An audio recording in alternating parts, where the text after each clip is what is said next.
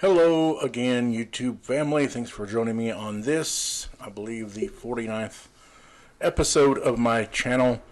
And in this episode, we will be talking about the border crisis, the new border crisis, the fact that there are still people trying to request asylum in the United States from Central and South America predominantly.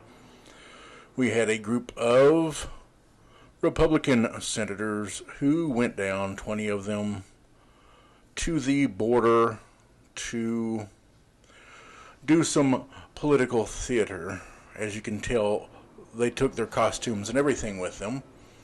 And we recently had a situation where in the Senate, Rand Paul was having another tiff with Anthony Fauci. Rand Paul likes to call himself a doctor. He likes to get in debates with Anthony Fauci, who Anthony Fauci is actually a virologist, whereas Rand Paul is an optometrist. Rand Paul's an eye doctor. Anthony Fauci is an expert in virology. And Rand Paul was suggesting that wearing masks during a pandemic is political theater. That was his suggestion in the Senate, was that wearing a mask, telling people you should still wear a mask even if you've been vaccinated, because everyone hasn't been vaccinated. There are still things doctors don't know. They don't know if someone who's been vaccinated can catch the virus, be a carrier, and spread it to other people, and various things like that. Plus, we have new strains that have popped up, not only around the world, but in this country as well. And so the medical experts' advice is to continue wearing masks until we get a much larger percent of the population vaccinated. Rand Paul suggested it was political theater. And if Rand Paul really wants to see what political theater looks like, he should watch the news clips of these folks that went down to the border, because all this trip was, it did nothing, stood for nothing. It's going to have no bearing on anything. All it was political theater, because all this goofiness, the goofy costumes and the fake feigning of concern for the migrants in cages, none of this existed when Trump started doing this in 2017. None of these people went down there.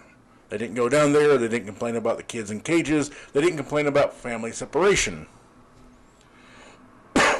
They are doing this now because the president's no longer a Republican. So they feel like it's their job to point out, oh, there's a problem here too. Everybody needs to be upset about this. There's a problem and Biden's not fixing it. The truth, Biden is not fixing it.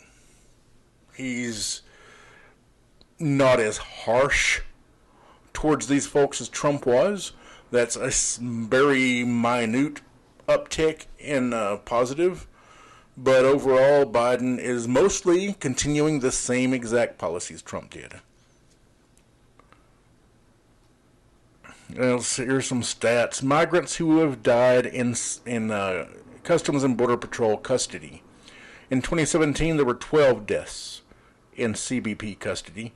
2018, 10. 2019, 8. 2020, 21. So far this year, there have been 2. During Trump's administration, there were over 50 deaths of migrants in Border Patrol custody. Around a dozen of those deaths were children. In May of 2019, Carlos Gregorio Hernandez Vasquez, who is a 16-year-old migrant who came here with his parents, was detained separately from his parents, died from the flu while in Border Patrol custody. He was sick. He was put into a facility for migrants who are sick. He was not treated. He lay dead in his cell for hours until his cellmate awoke and found his dead body. I think it was around 1:30 in the morning, 1:30 a.m., when he collapsed by the toilet in their cell and lay there motionless. And the thing is, there's like a 4-hour block of time or so that the cameras aren't, that the footage goes away. And CBP says there's just no footage of that time. And it was around 6 something in the morning when his cellmate awakened, got up, walked towards the toilet, and saw his cellmate laying there dead. Border Patrol claimed he was discovered during a welfare check. Supposedly, during those hours while he was laying dead in his cell, supposedly there were 3 welfare checks. And he was found during a welfare check, but Border Patrol can't explain the missing hours on the security camera footage, and they also can't explain how he collapsed at like 1:30 in the morning and was discovered dead at like 6:20, 6:40 in the morning. And that's the treatment these people are getting. I mean, you have some people claiming, oh, they're getting treated really well. No, sorry. Dying of the flu, dying of a treatable illness because you're not being treated, you're just being put sick into a cell to die. That's not good treatment. Families from Central America make up more than 60% of the migrants showing up at our border.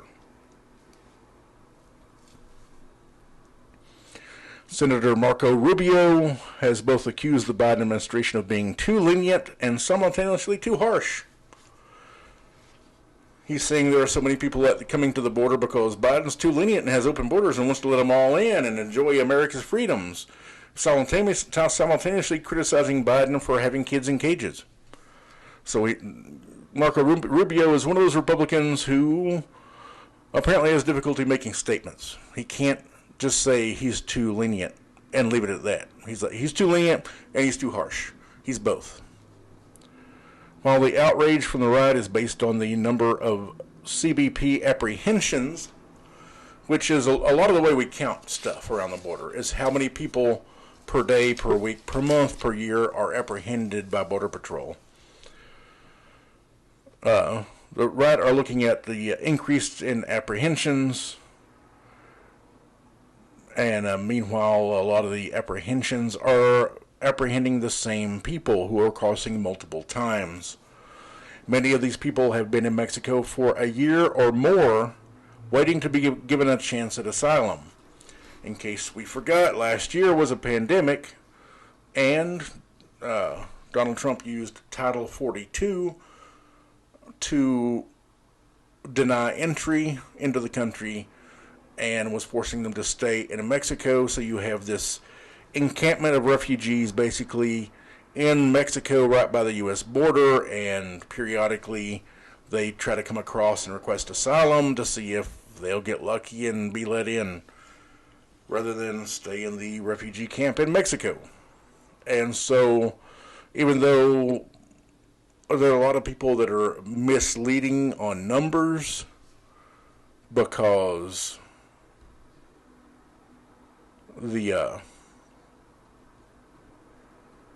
all they're looking at is apprehensions, there are a lot of apprehensions that are of the same people over and over again as they continue to try to come in and request asylum. Title 42 is not allowing people to cross the border for public health reasons. That's what the Title 42 is. And Joe Biden has continued using Title 42 excuses for not letting people in. It doesn't make a lot of sense if you're saying we don't want people to come in because they could have the virus and bring it into the country, although we are worst in the world at the virus. I mean, we're doing worse than Mexico at controlling the coronavirus. We've done a worse job. So since we have a higher rate of illness in this country, it's unlikely you would get people coming to this country who are more sick than we are.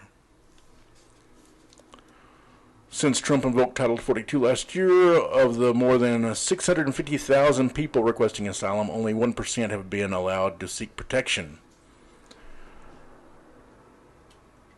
Of the unaccompanied minors seeking asylum, around 80% have relatives in the United States. And that's what gets me, is we have the vast majority of these people, over 3/4 of these people coming in, they have relatives that live in the United States. Instead of putting them in these horrid conditions that I absolutely would say is concentration camps, we could just allow them to locate their family members, get their family members' names, addresses, send them on their way, give them notification when they have a court date for immigration court, and let them go and live their lives and not be sick and miserable and treated like prisoners in a concentration camp. In 2000, there were 1,676,438 apprehensions at our southern border. Over 1.6, almost 1.7 million apprehensions at our southern border in 2000. In the 2019 border crisis, there were 859,501. So around almost half that number in 2019. So people are making it out like it's some major thing. It's been worse. We've had more people coming here requesting asylum. And the thing is, what people need to look at are ways to, one, why are people coming here all of a sudden? Why is there this sudden uptick in migrant asylum seekers from Central and South America? One, two, why are we... what are we going to do about it? What's the solutions to it? And so you need people looking for solutions, plus you need to understand why the problem exists.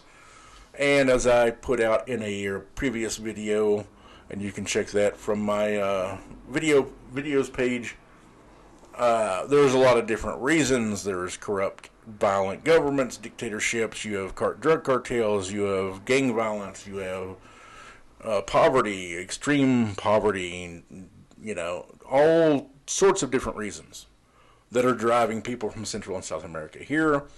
And one of the big things, and this is another thing that falls squarely on Trump's shoulders. And Trump, one of the things he was going to do early on in his administration was he thought that he would just dictate to these countries, don't let your people come here, or I'm going to pull aid that we give you. And the countries, they're not going to be able to control. I mean, you're talking about countries that can barely run themselves. They're not going to control whether people walk out of their country through Mexico and to the U.S. border requesting asylum. You had the volunteers who work for USAID who were telling Trump explicitly that you're dealing with people in these countries who are living in extreme poverty. They have no jobs, no money, no hope. The only hope they have is in the form of U.S. aid that gets sent to those countries. That's where volunteers have food and necessities and various things that people need. And he was saying, if you take away the U.S. aid, you take away their hope. At that point, the treacherous 1,500 to 2,000 mile trek, depending on where they're traveling from, may be treacherous, may be risking death, but it's worth it because they have no hope at this point. The U.S. aid workers are trying to tell Trump, don't pull the aid.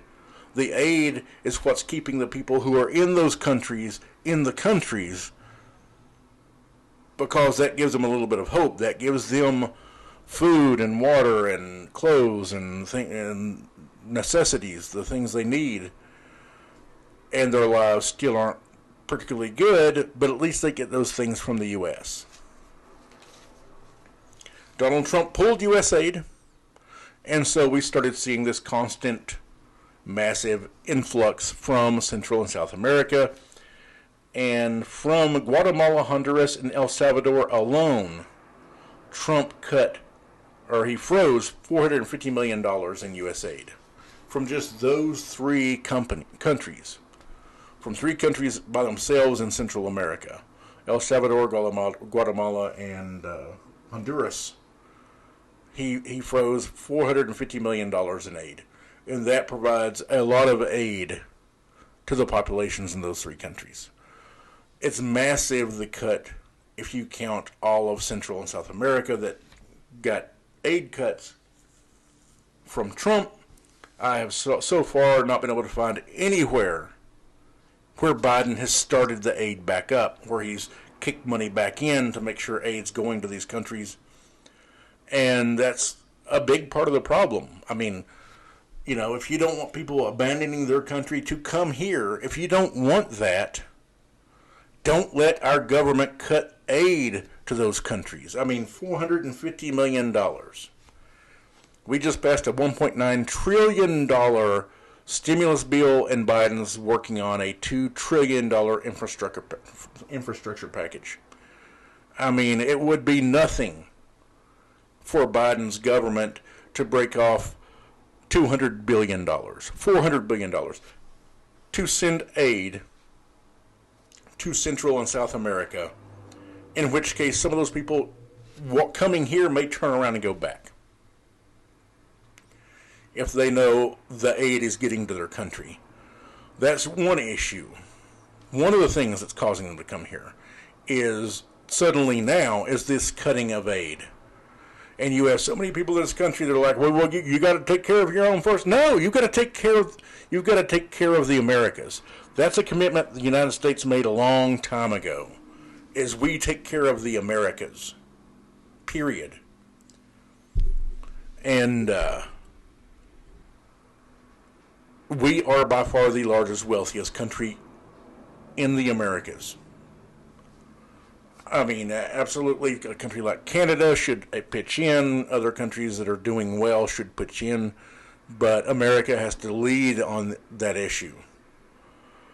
The other thing is, all of the times we've gone down and screwed with the governments in Central and South America, America is constantly piddling with the affairs of other countries. At times we will take a democratically elected leader and institute a coup to get him booted out, to put a pro-American dictator in power in these countries. We've done it in the Middle East, Central and South America. We do it all over the world. And that's one of the things that pisses a lot of people off, is all of our meddling in other people's affairs. If we leave them alone, give them the aid they need, we don't have this many people coming here requesting asylum. So you have the issues that are causing it that we can address. U.S. aid. Stop screwing around in foreign governments, trying to pick and choose who gets to lead other countries. And for the people who do come here, the ones who are already there in Mexico, who have family members in the United States, and there is a large percentage of them that do. Like I said, over 3/4. And I mean, there's people in America looking for jobs right now. Just put temporary jobs up, you know, down on the border, you know, paying $20 an hour, $25 an hour. Set people down to help migrants find their families in America, get in contact with them, arrange for the migrants to travel to their families or whatever, have their families travel and pick them up, however it can work out. Put money into that as well. For the people that are here, who have family here, just hook them up, let them in, send them off to their family so they can be with their family, they can be safe. We don't have people dying in squalor conditions in concentration camps in America. That's embarrassing. It's inhumane. And honestly, if it continues under Biden, if it goes for a year under Biden, I would be willing to boot him out of office for that. That is unacceptable. We are, as a lot of people would say, better than that.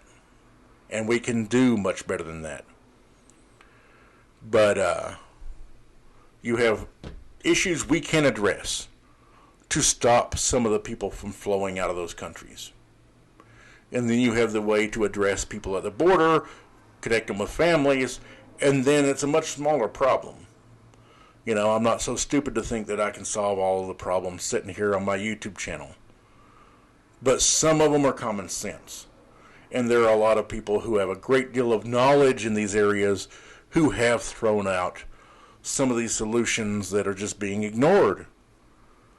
Because, and the unfortunate thing is, these people at our southern border are viewed by so many Americans as the other. They're not us.